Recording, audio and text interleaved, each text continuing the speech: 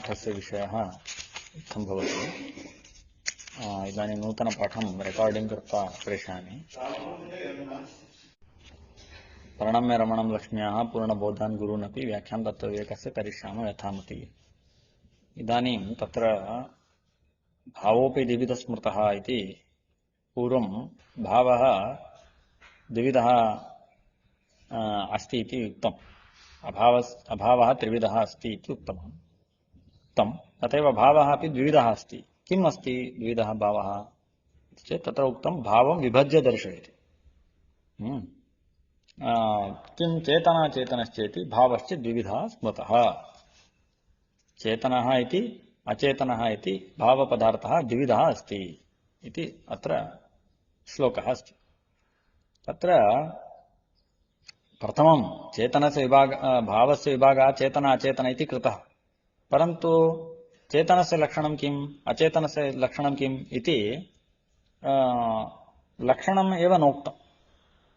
कथञ्चित् तथा च प्रथमं लक्षणं विभागः इति कर्तव्यं। लक्षणमेव नोक्तं खलु, अतः न्यूनता भवति। अवश्य वक्तव्यस्य कथनं न्यूनता भवति। लक्षणमेव नोक्तं, चेतनस्य लक्षणम् अचेतनस्य लक्षणमेव नोक्तम् इति यदा संशयः भवति तदा तत्र टीकाकृत्पादाः वदन्ति चेतयति इति चेतनः। श्रीनिवासतीर्थटीकायामस्ति लक्षण अकथनात् न्यूनताशङ्कां परिहरन्। लक्षणं न उक्तं, चेतनस्य अचेतनस्य लक्षणं न उक्तम्, अतः न्यूनताशङ्का स्यात्। अतः तादृशीं शङ्कां परिहरन् तत्र संज्ञायाः निरुक्तिं करोति चेदेव लक्षणं प्राप्नोति। चेतनः इति तस्य संज्ञाया अस्ति, तस्य निर्वचनं करोति चेदेव लक्षणं प्राप्नोति। अचेतनम् इत्यदस्ति, अचेतनः इत्यदस्ति, तस्य निर्वचनं करोति चेदेव लक्षणं प्राप्नोति इत्यभिप्रायेण टीकाकृत्पादाः वदन्ति चेतयति इति चेतनः। चित्ति संज्ञाने इति धातुः। संज्ञानं नाम ज्ञानं, तच्च चेतयति नाम जानाति। तच्च यः जानाति सः चेतनः। तच्च किं लक्षणं ज्ञानाधिकरणम्। यः ज्ञानाधिकरणम् अस्ति सः चेतनः। तच्च ज्ञानाधिकरणत्वम् इति चेतनस्य लक्षणं। तच्च यस्य ज्ञानमस्ति सः चेतनः भवति। यस्य ज्ञानं नास्ति सः अचेतनः भवति इति ज्ञानाधिकरणत्वं चेतनस्य लक्षणं, ज्ञान अनधिकरणत्वम् अचेतनस्य लक्षणम् इति लक्षणः संज्ञया एव उक्ता भवति इति तत्र निरूपितम्। तच्च चेतयति इति चेतनः। अनेवं विधः नाम एवं विधः न भवति। यः सः नाम ज्ञानाधिकरणं न भवति, यः सः सः अचेतनः। अत्र चेतनाचेतनश्चेति भावश्च द्विविधः स्मृतः इति उक्तम्। स्मृतः इति किमर्थम् उक्तम् इति चेत् इदानीं यस्य ज्ञानमस्ति अथवा ज्ञानाधिकरणम् आत्मा भवति इति चेतनस्य लक्षणं वदामः चेत् तत्र वेदेषु मृदब्रवीत् इति प्रयोगः अस्ति। आपः अब्रुवन् ओषधयः संवदन्ते इत्यस्ति। मृदब्रवीत् नाम मृत् अवोचत् इत्यर्थः। आपः अब्रुवन् आपः उक्तवन्तः इति। ओषधयः संवदन्ते सस्याः ते संवादं कुर्वन्ति इत्यादि वचनैः मृदादीनां वाग्व्यवहार अवगमनात्। मृदादयः अपि वाग्व्यवहारं कुर्वन्ति इति तत्र भवति। मृदादयः अपि वाग्व्यवहारं कुर्वन्ति। वाग्व्यवहारं यदा कर्तुं शक्नुवन्ति, यदा ज्ञानमस्ति तदा एव वाग्व्यवहारं कर्तुं शक्नुवन्ति। तथा च मृदादयः वाग्व्यवहारं कुर्वन्ति चेत् तेषामपि ज्ञानमस्ति, अतः तेपि चेतनाः एव, मृदादयः अपि चेतनाः एव इति केचन वदन्ति। सर्वं तथैव टीकाकृत्पादयुक्तं स्मृत इति सर्वं चैतन्यमेवेति मतम् अपवदति। सर्वं चैतन्यं, सर्वमपि चेतनमेव, अतः चेतनः अचेतनः इति विभागः नास्ति। मृत् ओषधयः अचेतनाः इति वक्तुं न शक्नुवन्ति। किमर्थं? मृदब्रवीत्, आपो ब्रुवन्, ओषधयः संवदन्ते इत्यादि वेदवाक्यबलात् तेपि वदन्ति। तेषामपि वाग्व्यवहारः अस्ति चेत् तेषामपि ज्ञानमस्ति, अतः तेपि ज्ञानाधिकरणाः एव। अतः सर्वमपि चैतन्यमेव इति केचन वदन्ति तन्मतं निराकर्तुं स्मृतः इत्युक्तम्। द्विविधः स्मृतः, चेतनः अचेतनः इति द्विविधः तत्र विभागः स्मृतः, नाम स्मृत्युक्तः प्रमाणीकृतः इत्यर्थः। तथा च इदं मतं समीचीनं नास्ति, सर्वं चैतन्यमेव इति मतं समीचीनं नास्ति। तथा च मृद्ब्रवीत्, आपः अब्रुवन्, ओषधयः संवदन्ते इत्यादि वेदवाक्यानां का गतिः इति चेत् तत्र उक्तं श्रीनाथतीर्थटिप्पण्यामस्ति अभिमानिव्यपदेशस्तु विशेषानुगतिभ्याम् इति अभिमान्यधिकरणन्यायेन मृदादिशब्दानां तदभिमानि देवता परतया प्रसिद्ध जड मृदादि परत्व अभावेन, नाम तत्र अभिमानि विपदेशस्तु विशेषानुगतिभ्याम् इति ब्रह्मसूत्रमस्ति। तत्र किम् उक्तमस्ति? एतादृशेषु स्थलेषु मृदब्रवीत्, ओषधयः संवदन्ते इत्यादि स्थलेषु मृदभिमानी अब्रवीत्, ओषधि अभिमानी अब्रवीत् इति अर्थः करणीयः इति स्पष्टतया तत्र ब्रह्मसूत्रेषु निर्णयः कृतः। अतः मृदब्रवीत् इत्यत्र मृत् शब्दस्य जडमृत् इति नार्थः, ओषधे इत्यत्र तत्रापि सः नार्थः। अतः एतद्वाक्यमस्ति, मृदब्रवीत् इति वाक्यमस्ति इति तद्बलेन मृतः चेतनत्वमस्ति इति वक्तुं न शक्यते। किमर्थं? मृदब्रवीत् इत्यत्र मृत् शब्दस्य मृदभिमानी इत्यर्थः। अतः जडस्य तत्र वक्तृत्वं नास्ति, वचनवाग्व्यवहारः नास्ति, अतः तत्र तस्य चैतन्यत्वमपि नास्ति। अतः मृत् इत्यादि पदार्थाः येषां ज्ञानं नास्ति ते अचेतनाः, येषां ज्ञानमस्ति मनुष्यपक्षादयः ते चेतनाः इति भावस्य द्विविधरीत्या विभागः अस्ति, चेतनः अचेतनः इति। तदग्रे चेतनविभागमाह। तत्र चेतनाचेतनश्चेति अभावः द्विविधः स्मृत इत्यस्ति। पुनः तत्र चेतनस्यापि विभागः अस्ति। किमिति विभागः इति चेत् नित्यमुक्तश्च श्रुतियुक् परतन्त्रोऽपि चेतनः द्विधैव। तस्य विभागद्वयमस्ति चेतनस्यापि। नित्यमुक्तः इति एकः विभागः, श्रुतियुक् नाम संसारिणः इति एकः विभागः, संसारी इति एकः विभागः। परतन्त्रः अस्ति, अयं चेतनः परतन्त्रः अस्ति, तस्य विभागद्वयमस्ति। नित्यमुक्तः संसारयुक्तः इति द्विधा विभागः अस्ति। नित्यमुक्तः इत्यस्य कः अर्थः? नित्यमुक्तः इति कदापि संसारसम्बन्धः यस्य नास्ति असौ उच्यते।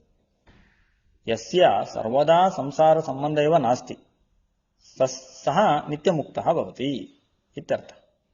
श्रुतियुक् नाम किम्?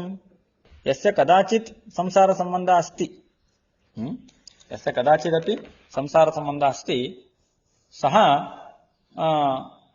श्रुतियुक्, संसारबद्धः अथवा संसारी इति उच्यते। अत्र संसारः नाम किम्? तत्र श्रीनाथतीर्थटिप्पण्यामस्ति संसारो नाम लिङ्गशरीराख्यप्रकृतिबन्धः। संसारो नाम किम्? लिङ्गशरीर इत्याख्यः प्रकृतिबन्धः। तथा च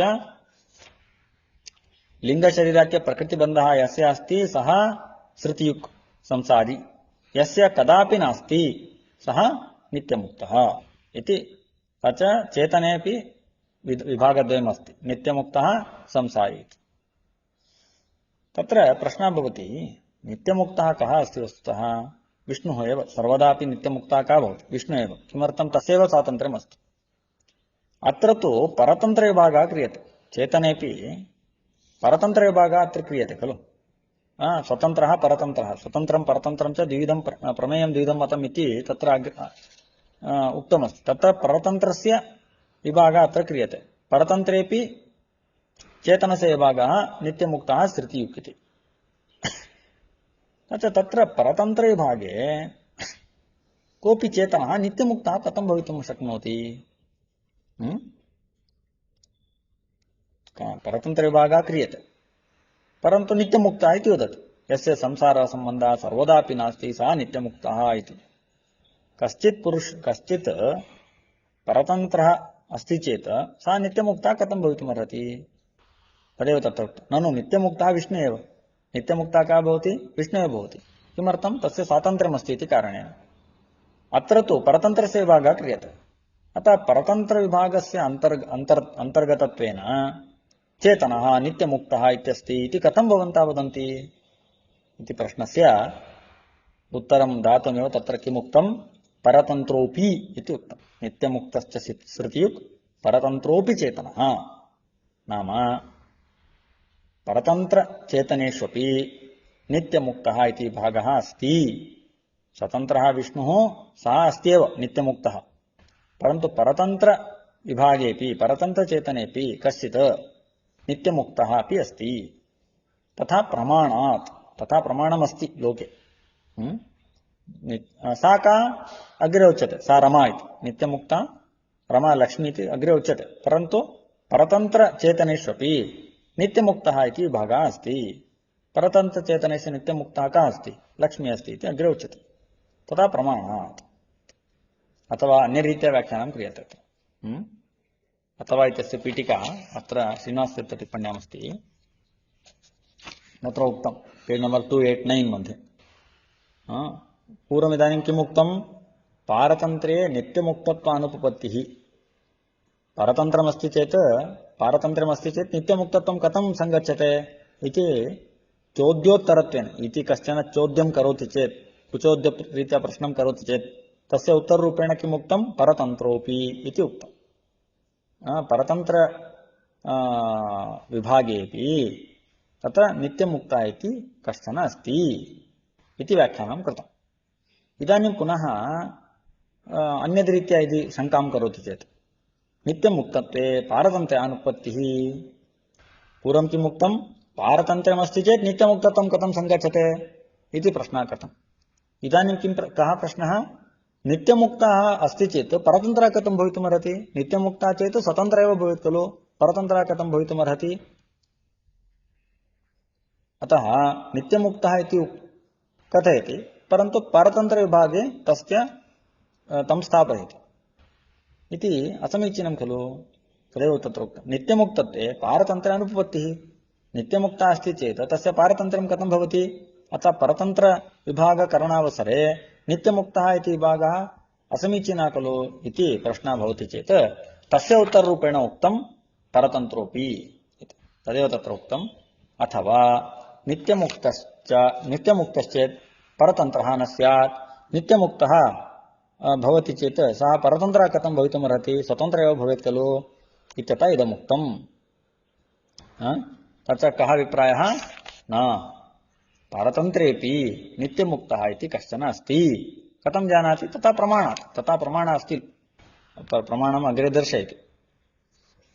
तत्र नित्यमुक्तोऽपि श्रुते परतन्त्रोऽपि चेतनः द्विधा एवं रीत्या विभागः एव द्विधा विभागः एवम् अस्ति। नित्यं परतन्त्रचेतनेष्वपि विभागद्वयमस्ति, नित्यमुक्तः तथैव संसारी इति। एव द्विधैव इति एव किमर्थम् उक्तम् इति चेत्, एवकारेण संसारस्य मिथ्यात्वात् नित्यमुक्ता एव चेतनः इति मतम् अपाकरोति। केचन किं वदन्ति, संसारं मिथ्या एव अस्ति। संसारं मिथ्या अस्ति चेत् संसारी इति विभाग एव न समीचीनं। संसार एव मिथ्या चेत् संसारी इति विभाग एव न समीचीनम्। अतः एक एव विभागः कर्तव्यः, नित्यमुक्तः इति एव विभागः कर्तव्यः इति केचन वदन्ति। नित्यमुक्तः एव चेतनः नित्यमुक्तः इति एक एव विभागः अस्ति, संसारी इति विभागः एव नास्ति। किमर्थं, संसारः मिथ्या अस्ति। अतः मिथ्याभूतं संसारं स्वीकृत्य संसारी इति विभागः अनुपयुक्तः, असमीचीनः। अतः नित्यमुक्तः इत्येक एव विभागः कर्तव्यः इति केचन वदन्ति। तत् निराकर्तुं तत्र एव इत्युक्तं, द्विधैव न, द्विविधरीत्या एव अत्र विभागः कर्तव्यः। किमर्थं, संसारस्य मिथ्यात्वं नास्ति, संसारः सत्यमस्ति। तत् अनुव्याख्याने आचार्यैः उक्तं, मिथ्यात्वमपि बन्धस्य न प्रत्यक्षविरोधतः। संसारं मिथ्या वदति चेत् प्रत्यक्षविरोधः भवति। अतः अनुव्याख्याने तत्र संसार मिथ्या बन्धमस्ति। संसार नाम किं, प्रकृतिबन्धः। पूर्वमुक्तं खलु, लिङ्गशरीराख्य प्रकृतिबन्धः इति। तत्र प्रकृतिबन्धः मिथ्या नास्ति, सत्यमस्ति। इति आचार्येण अन्व्याख्याने निरूपितमस्ति। अतः नित्यमुक्तः इति एकः विभागः, संसारी इति अपरः विभागः। अस्तु, नाम तत्र परतन्त्रेपि विभागद्वयं कृतं, नित्यमुक्तः संसारी इति। तत्र नित्यमुक्ता काः इत्युक्ते श्रीर्नित्यमुक्ता, श्री अस्ति लक्ष्मी अस्ति, सा नित्यमुक्ता अस्ति। अन्ये लक्ष्मीं विहाय ब्रह्मारभ्य सर्वेपि जीवाः स्थितियुजाः नाम संसारबद्धाः संसारिणः इति तत्र ज्ञातव्यम् इति तत्र अचेतन परतन्त्र अचेतनस्य विभागद्वयं तत्र प्रतिपादितम् अस्ति। अद्य पाठस्य समाप्तिं करोमि।